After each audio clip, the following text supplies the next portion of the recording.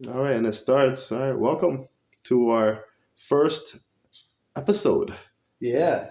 the Fleming Galizia first episode on our podcast.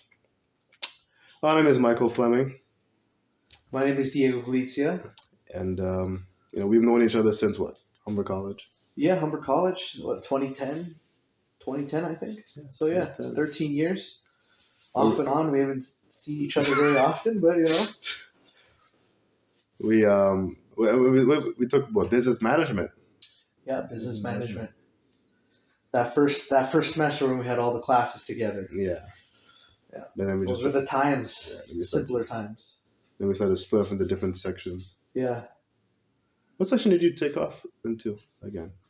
Well, no, we just picked different classes because we had the same classes but different times. Different times, right. So I picked the earlier times and you picked the later times.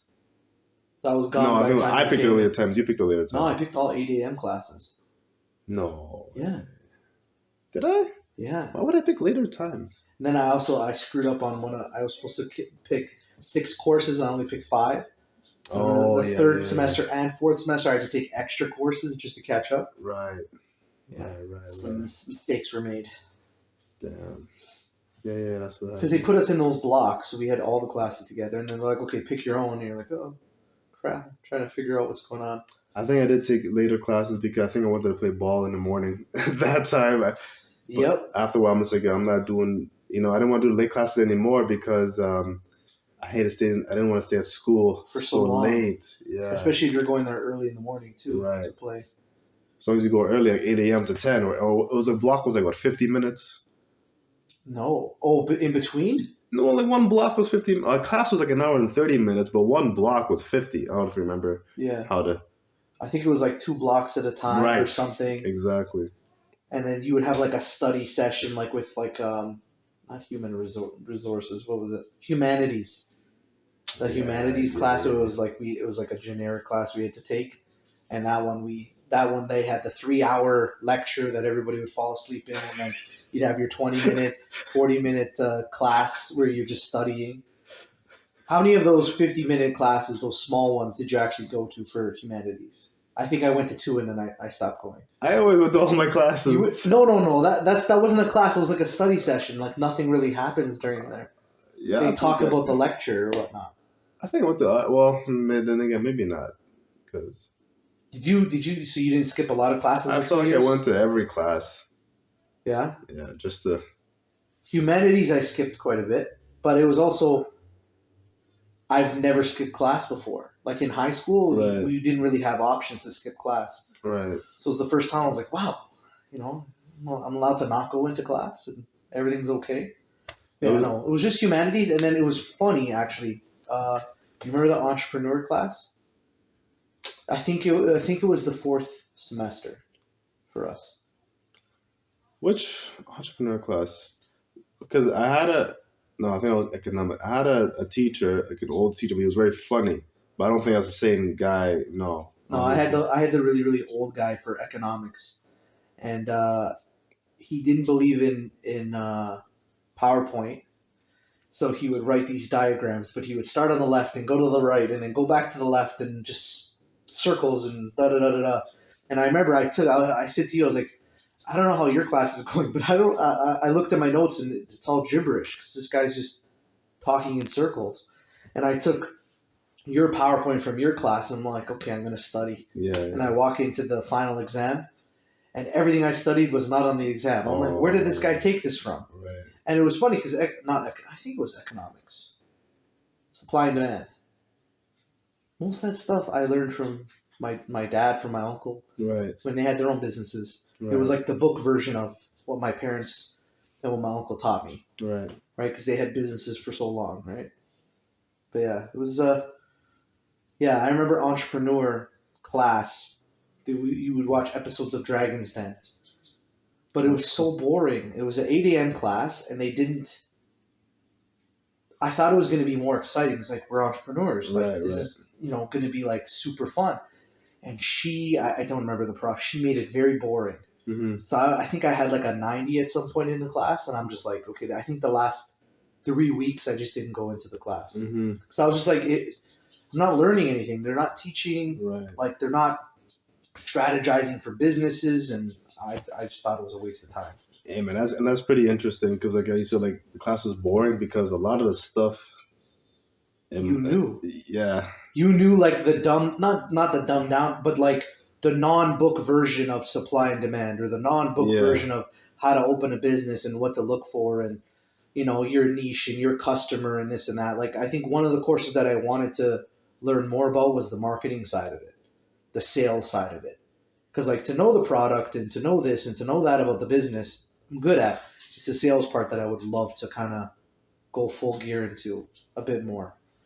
You know what I mean? Like because the Just sales side of everything is for me personally is like a little bit more I need to put more effort into because for almost everything that's probably like the one weakness I have when it comes to business, just and kind of promoting and selling. is sales even taught in college?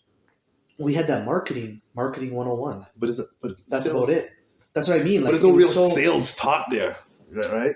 well, yes and no. Like some of it was like your target audience and that it's all basic. That was the problem with the course. It was very basic. Right. So like because after the 2 years I was like, there's no point of me continuing and like going for like the university side of it, the third year, the fourth year. Because I'm like, there's nothing really here that I learned, Yeah, and which is unfortunate, but you probably did a right move by not doing that, by not going the university route because I was going back to university, and the first semester was just like I felt like we went back to the basics. yeah, like what, so the It whole two was years was basics and now you're going another semester of basics. What's basics, the point?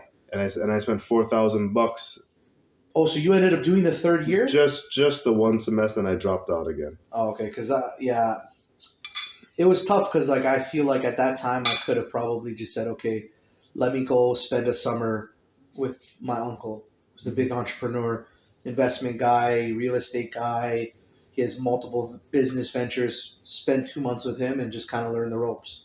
Like I know that that's my goal. Like when I officially am full time mortgage agent, Mm-hmm. I'm going to take 2 weeks and I'm going to go with my real estate agent, go with my uncle who's the investor, and just kind of talk to as many people, meet as many people as possible, give out my Right. cards to a billion people, Yeah, as yeah, many, because like that's what you need to do a lot of times with business. The more people you know, the more people you talk to, the more support you get from them, yeah. right? Because like for my personal like with the mortgage industry, it's like you need that. You need the people because the people are what the people need a mortgage to buy a house or to buy an investment property or to whatnot. So if they don't know that you're even doing it, how are they going to come to you? Right. You know? Exactly. Like you could be a master of a skill or of a certain niche, but if you're not if you're not marketing yourself, if people don't know about you, you're not going to make any money. Well, look when me and you met. I had no idea you played basketball. You had no idea I played basketball. Yeah. And then we played at Humber College. You're like, oh, you play basketball. Right. It Exactly. was like the same exact thing. Oh, you play basketball too. Right. Oh, that's Right. crazy. No, if you don't know, if you don't kind of talk it and work it, it doesn't happen, man. And You gotta make it yourself. known. You gotta make yourself known. And you know, it's so funny because this is part of like because like I want to do more basketball training for younger, like elementary, middle school, like high school students, like grade 9, 10 ish. So Right? how young would you go? I like to start. I think what Christian's 9. I think 9 years old is a good Because place when to he's in, there's like 4, 5-year-olds, but they have to split it. So like you can't split it if you're doing it like even if it's me and you, I'm helping you out. Splitting it with just one person on each side for like 10 kids, it's not enough, right. right? You would want to kind of keep the group together, Yeah, right? I prefer to do a 10 and up or 9 and up. yeah 9 and up and just 2, 3, 4 students. I don't want really a whole lot of students. I think their thought process was if you get like 10 or like that, I think they had like 12. So they had like 3 teams of 4. Right. So they would like play 2 minutes and then switch, and then play 2 minutes and switch, and play 2 minutes, like when they do their scrimmaging. Mm-hmm. Because if you only have 4 people, then it's like you play 2-on-2. That's kind of not replicating proper basketball. Mhm. Like that's like street ball or Yeah, because it's tough to play. But like I think what I was gonna say before was like you said, like we didn't know each other. I didn't know you played ball, and you didn't know I played ball. And this is one of the problems that a lot of Canadian young Canadian basketball players are struggling with. See, in America, ball is life. I don't know the other one like I don't know, let me out there. This ball is life. What's Oh, another you one? mean like the Oh, Instagram pages and yeah. that? This ball is life. What was it called? There's one called